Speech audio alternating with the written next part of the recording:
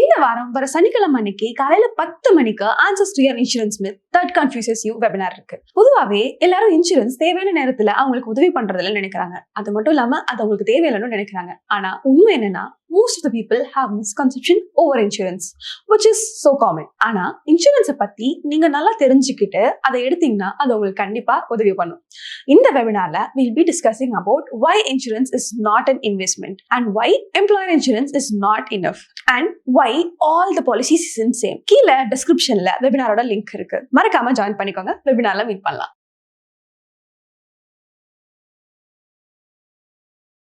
நம்ம போர்ட்ஃபோலியோ ஒரு பிரச்சனையான இடத்துல இருக்கு அப்படின்னு வச்சுக்குவோம்.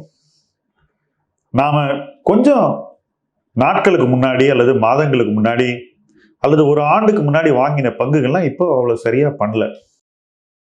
ஒட்டுமொத்த போர்ட்ஃபோலியோ பார்க்கும்போது சில பங்குகள் ரொம்ப விழுந்திருக்கு, சில பங்குகள் மிதமா விழுந்திருக்கு, சில பங்குகள் ரொம்ப கொஞ்சமா விழுந்திருக்கு, சில பங்குகள் மட்டும் நம்ம காஸ்ட்டுக்கு மேல இருக்கு.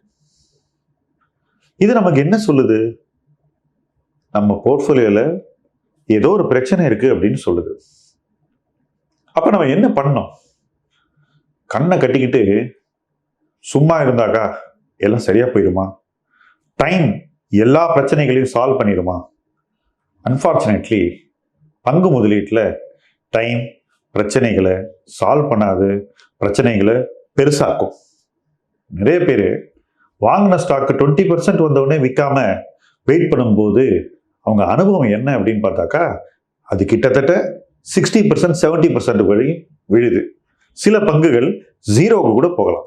ஸோ ஒரு பங்கு பிரச்சனையில இருக்கு நமக்கு ஒரு அறிகுறி கொடுக்கும்போது அந்த பிரச்சனையை எப்படி சால்வ் பண்றது அப்படிங்கிறது முதலீட்டாளருடைய முதல் குறிக்கோளாக இருக்க வேண்டும்.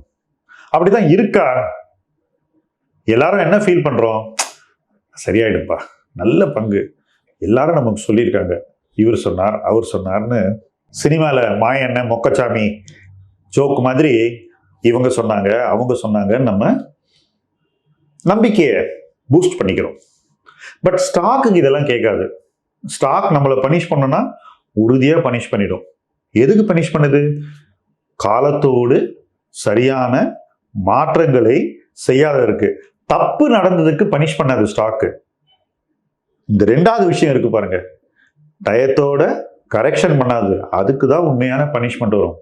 ஏன்னா தப்பு பண்ணாத முதலீட்டாளர்னு யாருமே கிடையாதுங்க, யாருமே கிடையாது. எல்லாருக்குமே ஒரு ஹால் ஆஃப் ஷேம் அப்படின்னு நம்ம சொல்லுவோம் இன்வெஸ்டிங்ல.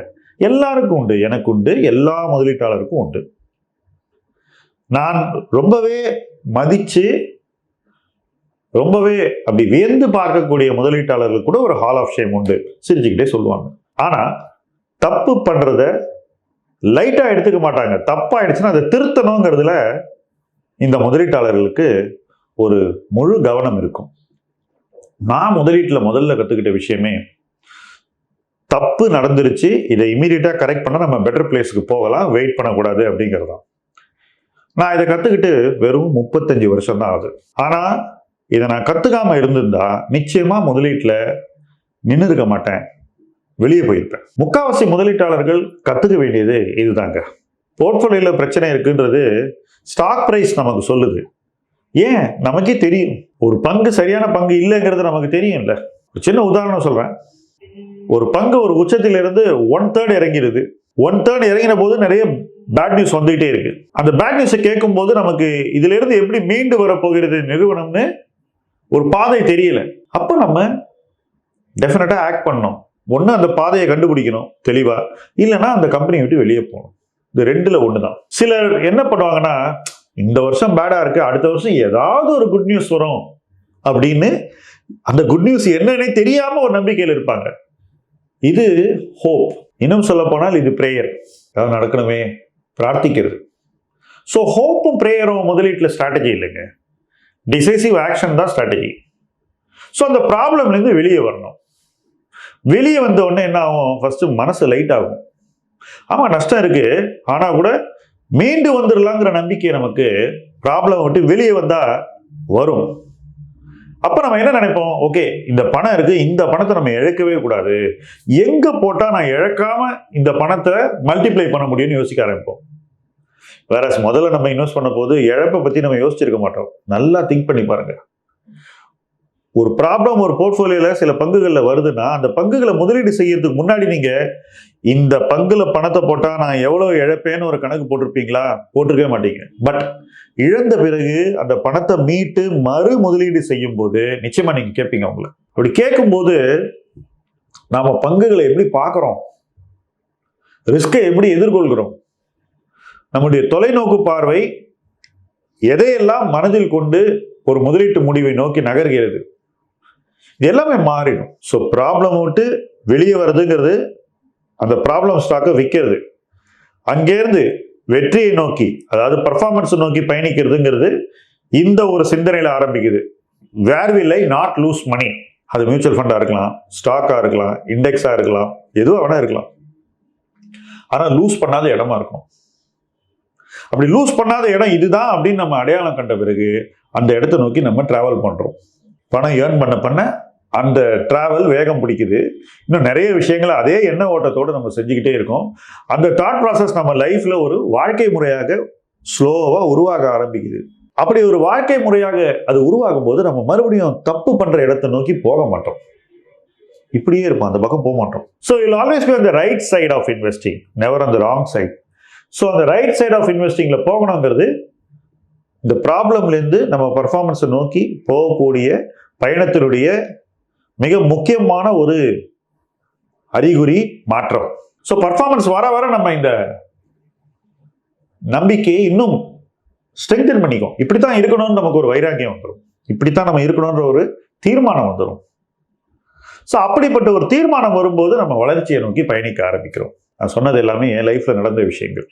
நான் ஒவ்வொரு முறையும் பங்குச்சந்தையில் பாடங்கள் கற்றுக்கொண்டு அதிலிருந்து என்னை எப்படி பக்குவப்படுத்திக் கொள்கிறேன் என்பதைத்தான் இது வரைக்கும் நான் சொன்னேன். இப்போ மற்றவங்களுக்கு இதே விஷயத்தை எப்படி கொண்டு சேர்க்கறது, இது ஒரு சேலஞ்சா எனக்கு இருந்து வருது. எப்போ? ரொம்ப வருஷமா. ஸோ எங்கிட்ட கொண்டு வரும்போதே ஒரு ப்ராப்ளம் போர்ட்ஃபோலியோ தான் நண்பர்கள் கொண்டு வருவார்கள், அதுக்கப்புறம் கஸ்டமர்ஸ் கொண்டு வருவாங்க. யார் கொண்டு வந்தாலும் என்னுடைய அணுகுமுறை என்னன்னா, இந்த போர்ட்ஃபோலியோல என்னென்ன பிரச்சனைகள் இருக்கு, இந்த பிரச்சனைகளை நம்ம கலைந்து விடுவோம். அப்படி கலைந்து விடும்போது அதிலிருந்து கொஞ்சம் பணம் வருது, இந்த பணத்தை எப்படி சேஃபா வளர்க்கறது அப்படின்னு யோசிப்போம். அடுத்தது, மேலும் அவர்களால் எப்பெல்லாம் பணம் இன்வெஸ்ட் பண்ண முடியுமோ, எப்பெல்லாம் பணத்தை சேமிச்சு பங்குச்சந்தை பக்கம் கொண்டு வந்து முதலீடு செய்ய முடியுமோ அப்பெல்லாம் கொடுங்கன்னு சொல்லி அந்த பணத்தையும் மறுபடியும் நெறிப்படுத்தி சரியான பாதையில் செலுத்தி அவங்களுக்கு ஸ்லோவா அந்த லாஸை ரிகவர் பண்றதுக்கான வழிகளை தேடுவோம். பட் ப்ராப்ளம்ஸை ஃபர்ஸ்ட் வெளியெடுக்கிறது தான் ரொம்ப முக்கியமானது. 90% பேர் ப்ராப்ளம்லேருந்து மீண்டு வராதது காரணம் ப்ராப்ளமோடையே டிராவல் பண்றது தான், அதிலிருந்து வெளியவே வராது தான். நீங்க ஒரு பிரச்சனையிலிருந்து வெளியே வரலன்னா எப்படி அதுல இருந்து மீண்டு வருவீங்க சொல்லுங்க? First you have to exit, only then you will come out. Simple இல்ல இது? இதைத்தான் நான் மற்றவங்களுக்கு தொடர்ந்து செஞ்சுக்கிட்டு வரேன். சில நேரங்கள்ல அது வழியா தான் இருக்கும். ஏன்னா பல தருணங்கள்ல ஒரு ஸ்டாக் இருக்கும், ரொம்ப அதிக விலைக்கு வாங்கியிருப்பாங்க, கிட்டத்தட்ட நம்ம விற்கும் போது 60-75% லாஸ் இருக்கும். ஆனாலும் நான் என்ன நினைப்பேன், 75% லாஸே இருந்தாலும் பாக்கி 25% 2 வாட்டி டபுள் பண்ணா அசல் வந்துடும். ஈஸியா சொல்லிட்டேனா? பட் அந்த முயற்சியை நம்ம பண்ணணும், அப்படி பண்ணாதான் ஜெயிக்க முடியும். ஸோ பிரச்சனையிலிருந்து மீண்டு வர்றதுங்கிறது ஈஸி இல்லை, but there is no other way out. இல்லைன்னா நீங்க பிரச்சனைக்குள்ளேயே வாழ்வீங்க, அதுல இருந்து வெளியே வரவே மாட்டீங்க. ப்ராப்ளம்ல இருந்து பர்ஃபார்மன்ஸ் நோக்கி போகணும்னா பிரச்சனையை விட்டு வெளியே வந்துட்டு அதுக்கப்புறம் பர்ஃபார்மன்ஸ் சரியான இடத்துல தேடி அந்த பர்ஃபார்மன்ஸை வளர்த்து வளர்த்து வளர்த்து அந்த பர்ஃபார்மன்ஸை ஒரு உச்சத்துக்கு கொண்டு போய் நாம சேர வேண்டிய இடத்த போய் சேரணும்.